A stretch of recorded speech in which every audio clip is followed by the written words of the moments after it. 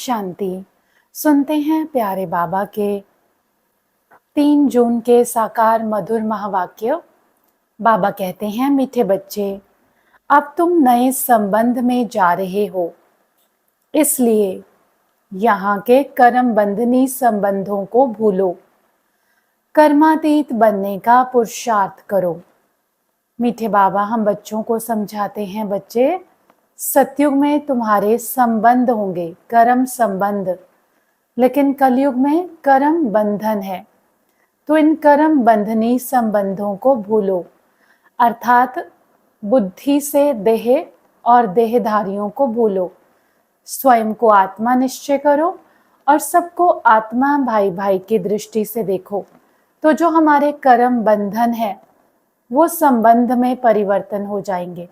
अर्थात हमें घर गृहस्थ में रहते, अपनी रोल्स रिस्पॉन्सिबिलिटीज निभाते हुए हमें कोई बंधन, कोई बोझ, कोई भारीपन महसूस नहीं होगा। कब महसूस नहीं होगा? जब मैं अपने आप को आत्मा समझूंगी। जिन संबंधियों के साथ हम रहते हैं उनको भी जब हम आत्मा समझेंगे तो आपसी संबंधों में एक बहुत ही मधुरता और हल्केपन का अनुभव होगा।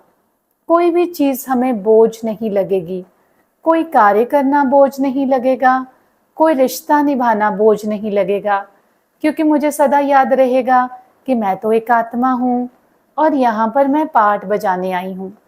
इन आत्माओं को सुख देने, खुशी देने आई हूँ। और सब आत्माएं पाठ बजाकर फिर वापस घर जाएंगे आत्माओं की दुनिया में। तो इस युक्ति से हम अपने कर्म बंधनों को कर्म संबंधों में बदल सकते हैं, कर्मातीत अवस्था को पा सकते हैं। कर्मातीत अवस्था अर्थात कर्मों के फल से परे की अवस्था। हम कोई भी कर्म करते हैं तो हम अपेक्षा रखते हैं कि मुझे इस कर्म का अच्छा फल मिले। तो किसी भी चीज की अपेक्षा रखना अर्थात उस कर्म के बंधन में फंसना।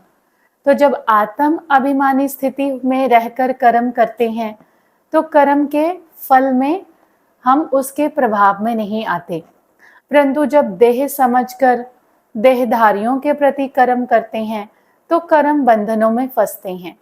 तो बाबा आज हम बच्चों को कर्म बंधनों से आजाद होने की युक्ति बताते हैं कि बच्चे, अब तुम नए संबंध में जा रहे हो, तो इसलिए कर्मातीत बनने का पुरुषार्थ करो। प्रश्न है आज की मुरली का, बाप किन बच्चों की वाह वाह करते हैं? सबसे अधिक प्यार किन्हों को देते हैं? उत्तर है, बाबा गरीब बच्चों की वाह वाह करते हैं। वाह गरीबी वाह। आराम से 2 रोटी खाना, हवच नहीं। गरीब बच्चे बाप को प्यार से याद करते हैं। बाबा अनपढ़े बच्चों को देखकर खुश होते हैं क्योंकि उन्हें पढ़ा हुआ भूलने की मेहनत नहीं करनी पड़ती है। तो बाबा को साधारण गरीब बच्चे बहुत पसंद हैं क्योंकि उनको किसी चीज का कोई अहंकार नहीं होता। और वह गरीबी वाह जो बाप के नजदीक लेकर आई। अभी के गरीब ही सतयुग में शाहूकार बनेंगे, राजाई पद के अधिकारी बनेंगे, लेकिन अब के शाहूकार जो हैं उनको तो अपनी शाहूकारी से, अपने पैसे से फुर्सत नहीं है, उसका घमंड है, तो वो बाप की पढ़ाई नहीं पढ़ेंगे। तो अब के शाहूकार सतयुग में फिर दास दासियां नौकर चाकर बन जाएंगे। तो इसीलिए बाबा कहता, बच्चे सदा कहो वाह गरीबी वाह जो मुझे बाप से नजदीक लेकर आई है। और जो बच्चे अनपढ़ हैं उनको देखकर बाबा और ही खुश होते हैं, क्योंकि जो चीजें हम पढ़ लिख जाते हैं फिर उस पढ़ाई का भी अहंकार रहता है। बुद्धि में सदा तर्क वितर्क चलता रहता है, ये ऐसे क्यों, इसे ऐसे होना चाहिए था। भगवान भी जो ज्ञान सुनाता है उस पर भी फिर डाउट करते हैं, उस पर भी फिर क्वेश्चन मार्क खड़ा करते हैं, क्योंकि बुद्धि में पहले से ही बहुत कुछ भरा हुआ है। तो इसीलिए बाबा कहता, जो अनपढ़े हैं उनकी बुद्धि तो वैसे ही खाली है, तो बाबा का ज्ञान उनकी बुद्धि में भरता जाता है। इसलिए बाबा ऐसे बच्चों की वाह वाह करते हैं। सुनते हैं आज की मुरली का धारणा के लिए मुख्य सार। पहला पॉइंट, इस पुरानी दुनिया की पुरानी चीजों को देखते हुए भी नहीं देखना है। नर से नारायण बनने के लिए कहनी करनी एक समान बनानी है। दूसरा पॉइंट है, अविनाशी ज्ञान रत्नों का कदर रखना है। यह बहुत बड़ी कमाई है। इसमें उबासी या झुटका नहीं आना चाहिए। नाम रूप के ग्रहचारी से बचने के लिए याद में रहने का पुरुषार्थ करना चाहिए। अविनाशी ज्ञान रत्नों का कदर रखना है। बाबा सौदागर रत्नागर, रत्नों से हमारी झोलियां भर रहे हैं, तो उसमें आलस, अलबेलापन, उबासी आना, झुटका खाना, ये सब नहीं करना है और किसी भी आत्मा के नाम रूप में नहीं फंसना है। वरदान है, बाप की छत्र छाया के नीचे नाजुक परिस्थितियों में भी कमल पुष्प समान न्यारे और प्यारे भव। विश्लेषण है, संगम युग पर जब बाप सेवाधारी बन करके आते हैं तो छत्र छाया के रूप में बच्चों की सदा सेवा करते हैं।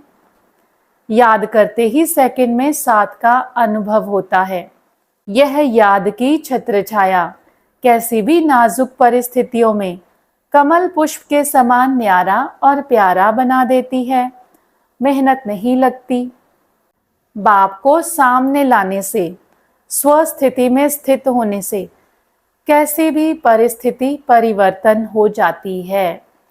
तो संगम युग पर शिव बाबा सेवाधारी बनकर आते हैं। हम बच्चों की छत्र छाया बन जाते हैं। हम बाबा को याद करते हैं और एक ही सेकंड में बाबा हमारे सामने हाजिर हो जाते हैं। हमें बाबा के साथ का, बाबा की एनर्जी का अनुभव होने लग जाता है। तो जब बाबा की याद की छत्र छाया है तो कैसी भी विपरीत परिस्थितियां हो, हम सदा कमल के फूल की तरह न्यारे और प्यारे रहेंगे। मेहनत नहीं लगेगी, बस बाबा को अपने सामने लेकर आना है, अपनी स्वस्थिति में स्थित होना है, तो बाहर की परिस्थिति ऑटोमेटिकली परिवर्तित हो जाएगी। स्लोगन है, बातों का पर्दा बीच में आने ना दो तो बाप के साथ का अनुभव होता रहेगा। अव्यक्त इशारा है, आत्मिक स्थिति में स्थित रहने का अभ्यास करो, अंतर्मुखी बनो। किसी भी विघ्न से मुक्त होने की युक्ति है, सेकंड में स्वयं का स्वरूप अर्थात आत्मिक ज्योति स्वरूप स्मृति में आ जाएं और कर्म में निमित्त भाव का स्वरूप इस डबल लाइट स्वरूप में स्थित हो जाओ, तो सेकंड में हाई जंप दे देंगे। कोई भी विघ्न आगे बढ़ने में रुकावट नहीं डाल सकेगा। तो बाबा विघ्नों से बचने की युक्ति बताते हैं, बच्चे अपना स्वरूप चेंज करो, आत्मिक स्वरूप में स्थित हो जाओ और कर्म करते निमित्त भाव, तो डबल लाइट हल्के बन जाएंगे और कोई भी परिस्थिति प्रॉब्लम का पत्थर है तो उसको हाई जंप देकर पार कर लेंगे। कोई भी विघ्न आपके आगे रुकावट नहीं डाल सकता अगर आप आत्मिक स्थिति पर स्थित हैं। प्यारे बाबा का बहुत बहुत शुक्रिया। अच्छा, ओम शांति।